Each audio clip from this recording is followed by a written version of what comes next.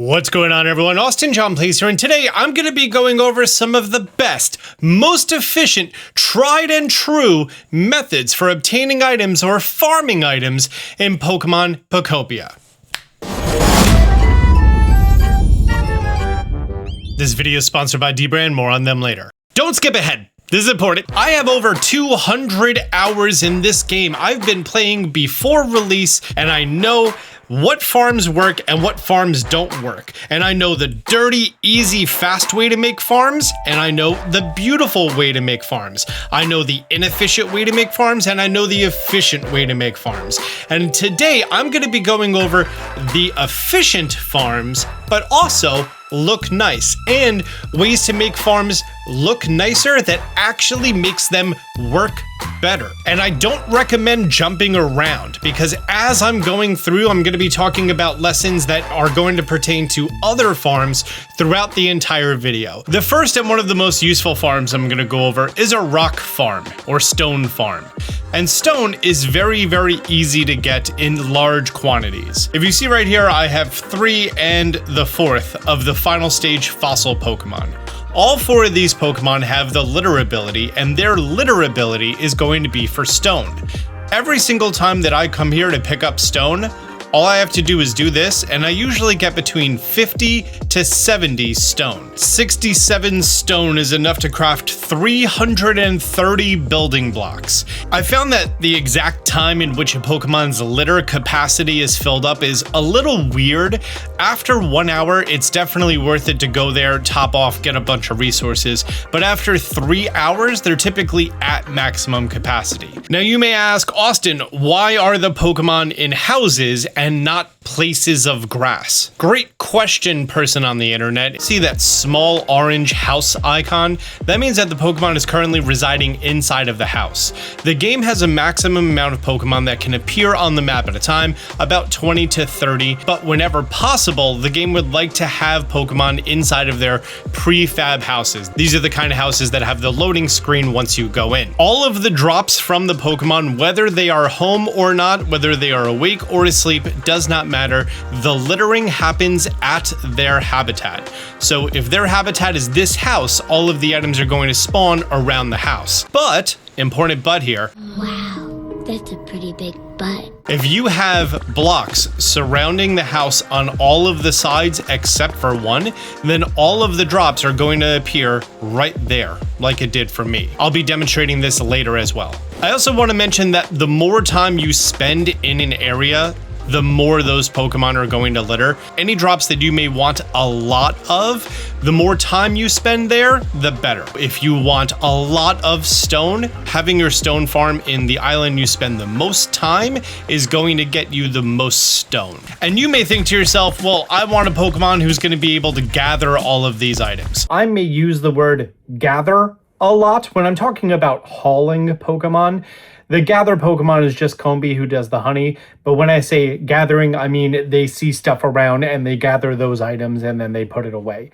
And I thought the same thing, which is the reason you're going to see Girafarig right here. This is Girafarig's home, these 2 boxes on top of this cart. But the thing is, once you start hitting the maximum capacity of Pokemon in an environment, the gather Pokemon become less efficient. If it's important to you that this is constantly gathered, then you may want to assign 2 to 3 gather Pokemon to be able to constantly grab things. That being said, I don't think you need more than 330 blocks every 3 hours. It's about 100 blocks an hour, unless you're doing some ultra large construction builds. There's one other stone Pokemon, and that's Blissey. If you're unfamiliar on how to get these Pokemon, it's called Cuteness Overload. It contains these 5 items and the lamp is powered. For the 4 large fossil Pokemon, in order to get them, you just have to put their fossils together.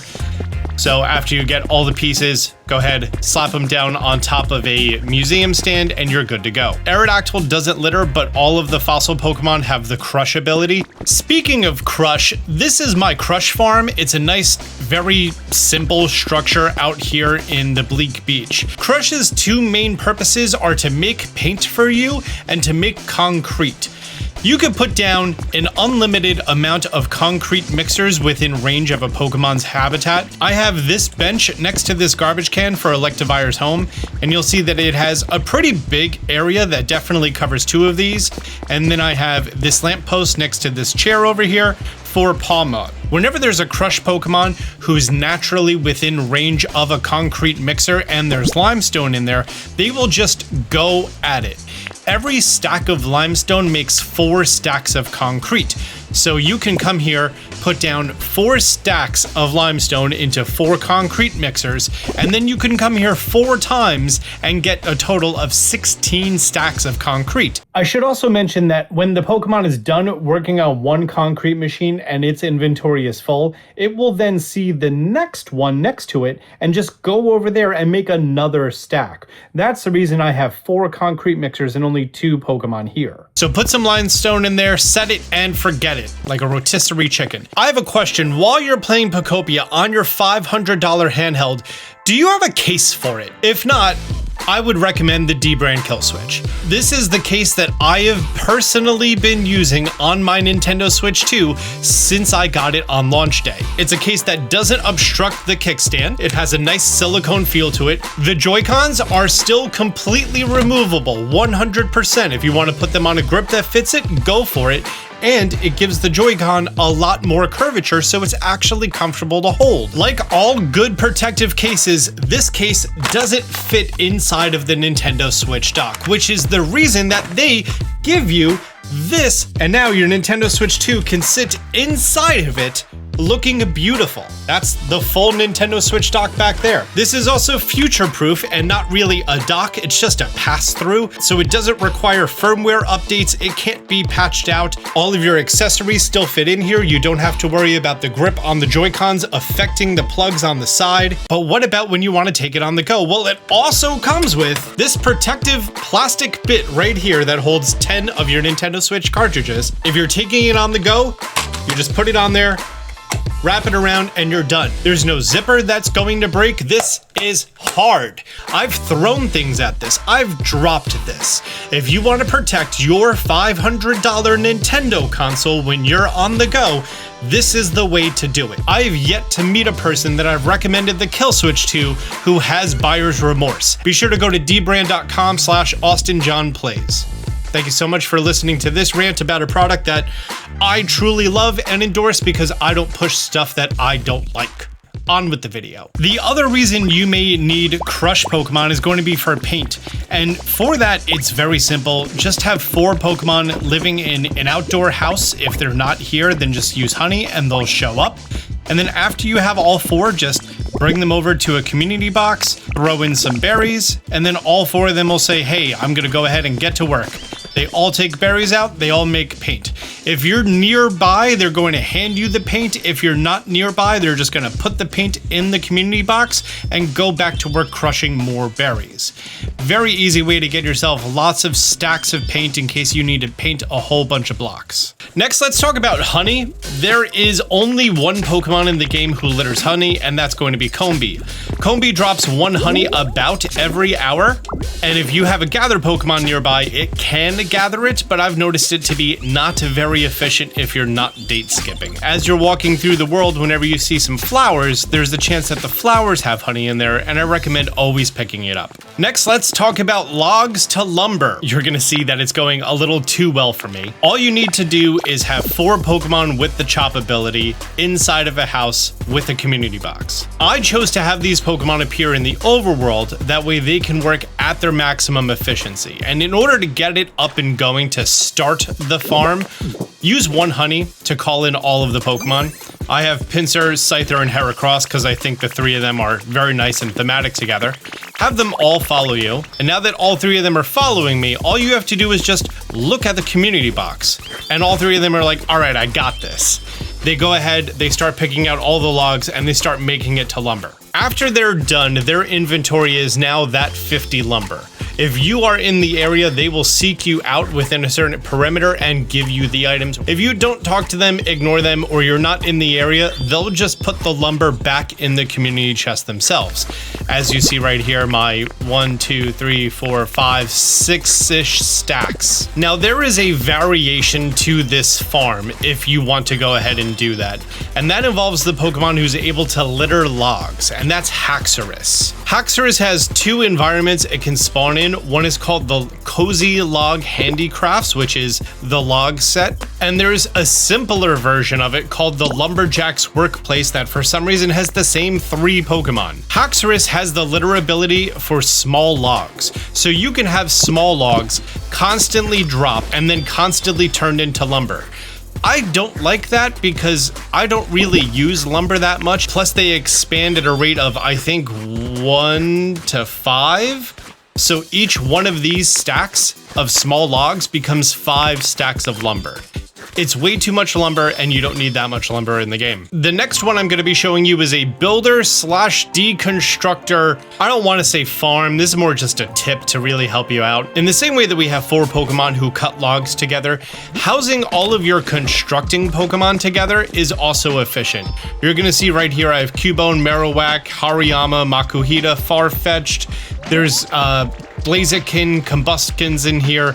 All of these Pokemon are in these small row homes as soon as I spawn in. So if I want to build 4 houses at a time, 10 houses at a time, all I have to do is come here and then have these Pokemon follow me and fast travel to wherever I want to go. Having them all in one place makes life so much easier.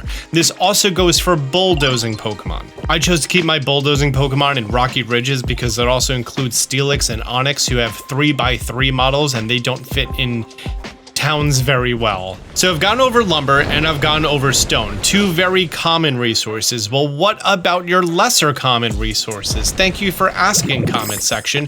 I have these farms set up here. On the left is going to be a Fluff farm, which includes Mareep, Flaffy, Swablu, Altaria, and the event exclusive Pokemon, which is Jumpluff, who I've yet to bring over here. These 5 Pokemon are going to be dropping Fluff for you all the time. And then as far as Twine, we have Spinarak, Aridos, Larvesta, and Volcarona, who I've yet to bring over.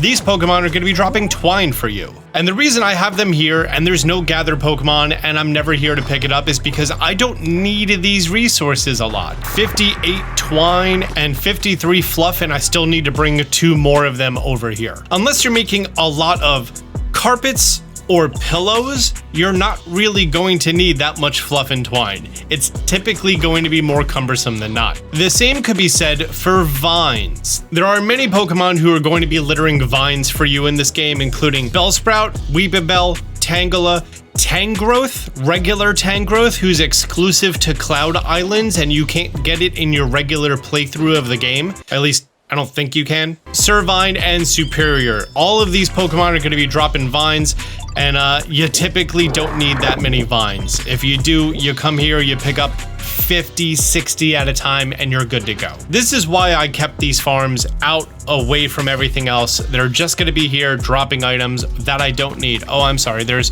a whole bunch more vines over here because I didn't close it all in, as I was talking about before. Next, I want to talk about non-burnable garbage and iron ore. Iron ore and non-burnable garbage that then gets recycled into iron ore. I also wanted to show this farm that I have set up, which is a great example on why you don't want to do this. Drifblim is a gathering Pokemon. Muck litters non-burnable garbage. Garbodor litters non-burnable garbage and recycles, and Glamora litters iron ore. And you're gonna see right here we have some iron ore and some non-burnable garbage. How much? 7 non-burnable garbage and 2 iron ore. That's not great. And if I look here at the gathering thing, there's 2 non-burnable garbage and 3 iron ore. That means that the stuff on the ground was actually more than what has been gathered, and I don't gather from here very often. Non-burnable garbage can stack a medium amount, and iron ore stacks a small amount, like honey does. Because of that, if you want those farms to work at maximum efficiency, you're going to need a lot of gathering Pokemon to make sure that they're always going to be there. In addition, the Pokemon who are going to be littering constantly, those Pokemon should be in houses.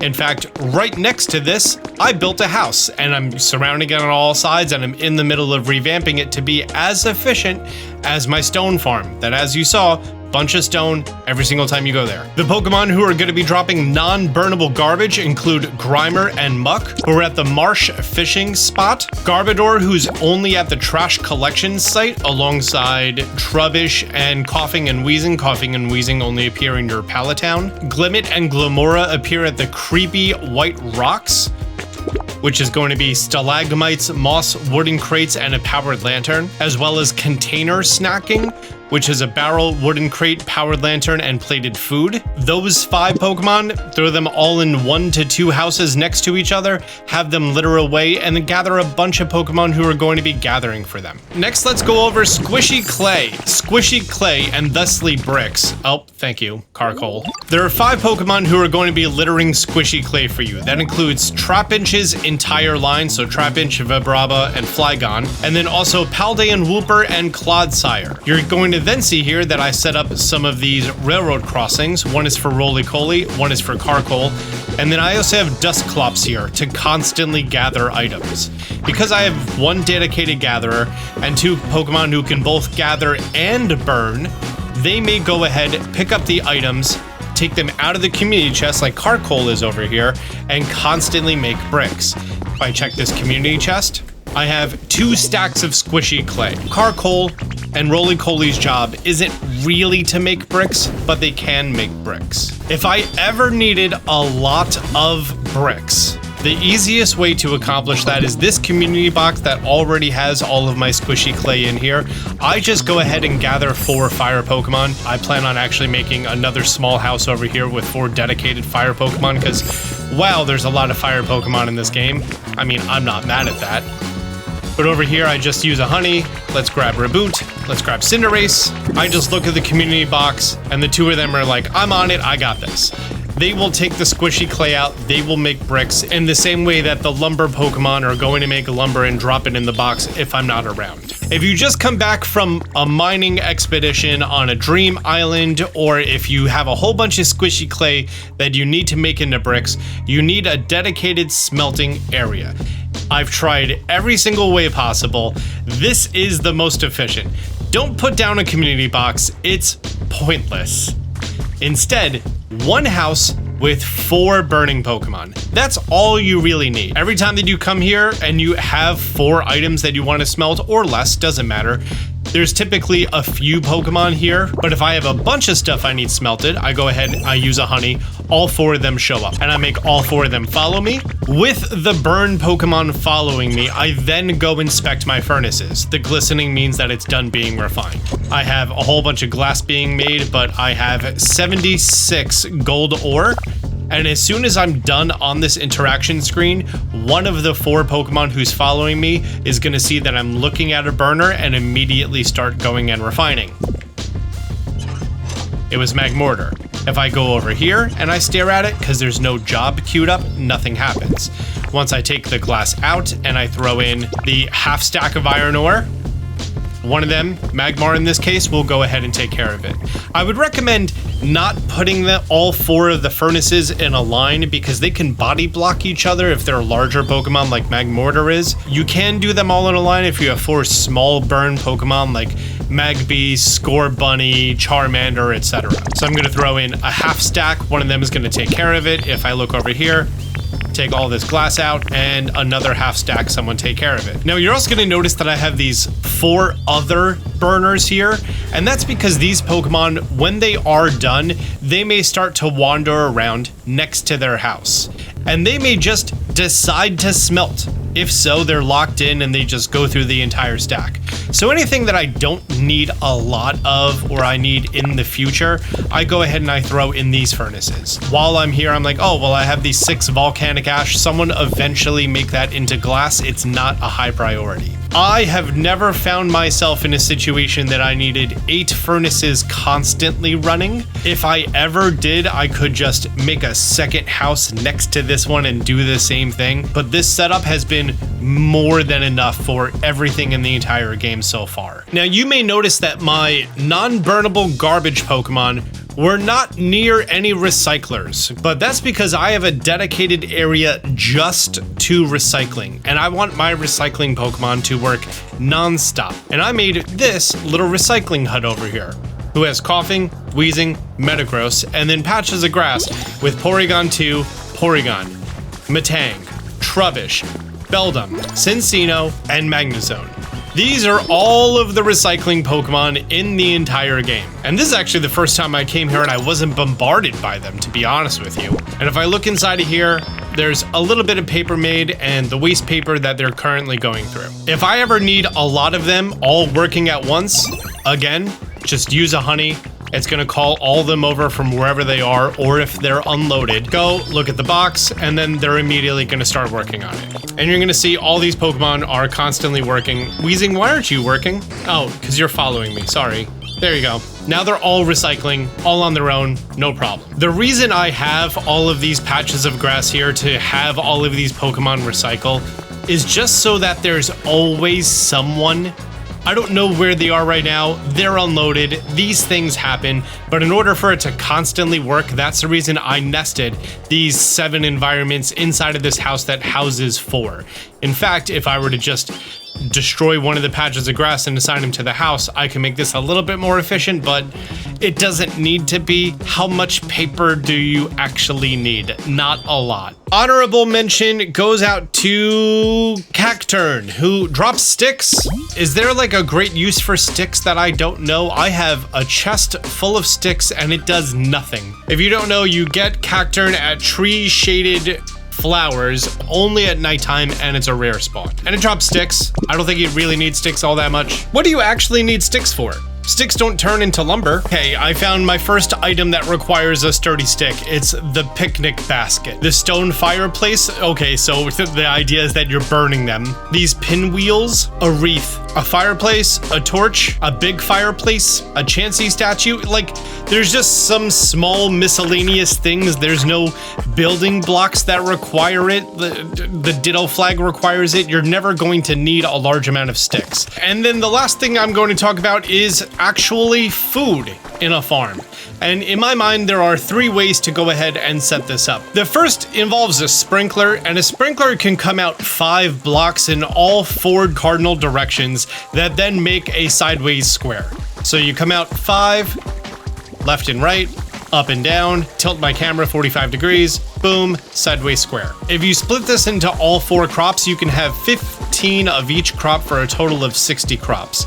My only issue with this is it's random for you to actually go ahead and get the recipe for the sprinkler. By the way, just take some water, put it underneath a block, and then grab one of the 2 different items that can then sit on top of water. This is the great flooring. It's much better than the pretty good flooring. Put a sprinkler on top, and then boom, you can use all 60 spots to your advantage. I don't like this layout. I just set it up to demonstrate it, and just like this is my overflow of crops.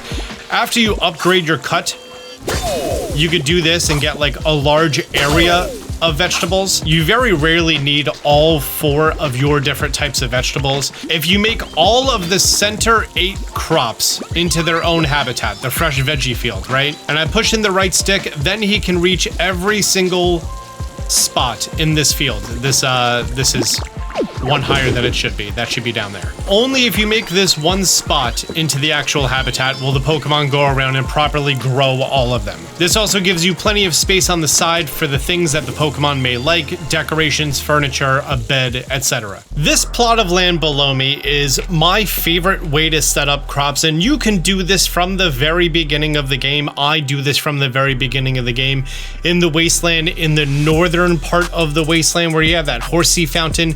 Instead, I just made a big old crop field. See the 4 areas that I already tilled the soil? And this is where I'm going to be planting my beans and my potatoes. 4 beans on this side, and then the potatoes I'm going to be planting over here. A dish combining beans and potatoes can result in one of the best foods in the game. I'm going to have Skiploom, who's the event Pokemon over here, then decide to live here. Bridge planks, which you unlock very early in the game, you could plant down on both sides. So this right here is the entire field done, complete, and hoed out. If I highlight over here, there is the rightmost strip and the leftmost strip, which are not accessed by our grow Pokemon. that's a small price to pay for how beautiful of a farm this is going to be. Now you can either have this flow from a regular water source like I mentioned in the Wasteland, or once you have the ability to spit out liquids, drink a water, place it down right here, all 4 spots, and you're gonna see all that ground get hydrated beautifully. You may even get a carrot. Did I get a carrot? Yeah, I did. Nice. All of this row and all of this row are going to be my green beans. Just these 2 rows. All of this row and all of this row are going to be my potatoes. All of this row and this row is going to be my wheat or tomatoes, and the opposite row is going to be the other. Now, the reason I have them set up like this is because you're going to come a time that either you're going to actively need food or you're just going to want to harvest your crops. And once you have the upgraded cut, all you have to do is just stand here, charge it up, face straight, and that's going to harvest half of this field in one go. The reason I like this more is because typically you're only going to need one type of vegetable at a time, and come the end game you're going to need green beans and potatoes significantly more than you're going to need the other 2 crops, which is the reason that these 2 are not going to be done by our growing Pokemon. Also, it looks like a crop field. That's why I like this a lot more than this thing with the sprinkler. This doesn't look like a crop field. This looks like a small garden. If you want to do a small garden, you can do a small garden, but you can make it look a lot better. And if you're gonna make a garden that looks pretty, have it actually look pretty. Have everything easy and able to be harvested, and then have way too many sprinklers for inefficiency. But you're also gonna notice that over here, all of these crops are going to be my potatoes, and all of these crops are going to be my green beans, and then I have wheat and tomatoes over here, and these are the lesser efficient crops. We also have Bulbasaur on that patch and Venusaur on this patch, so everything is going to be taken care of. Eventually, sometime. They're off right now. It's not their shift. If you're gonna make it look pretty, don't make it look like a weird diamond. Make it look like a square. Well, great, guys, that's going to wrap up this video. I have an entire playlist full of tips and tricks for your entire playthrough of Pokopia. So there's gonna be a playlist on screen right here. And until next time, Austin John out. Man, they see me shining like I got the charm. Stay strapped, got that jet ball in my palm. Felt from the sky, guess I'm the chosen.